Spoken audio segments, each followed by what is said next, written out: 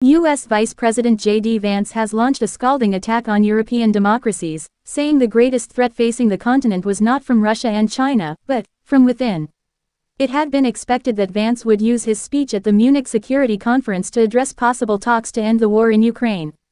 Instead, he spent the majority accusing European governments, including the UK's, of retreating from their values and ignoring voter concerns on migration and free speech.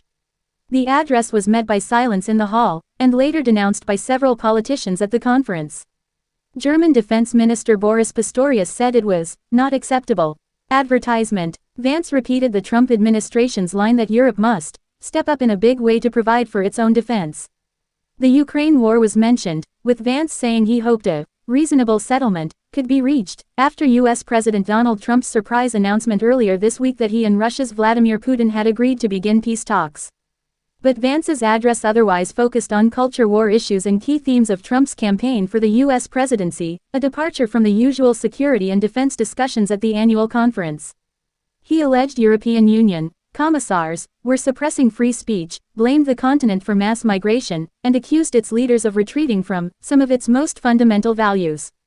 The EU's foreign policy chief, Kaja Kallas, characterized Vance as trying to pick a fight with Europe, home to some of the U.S.'s closest allies.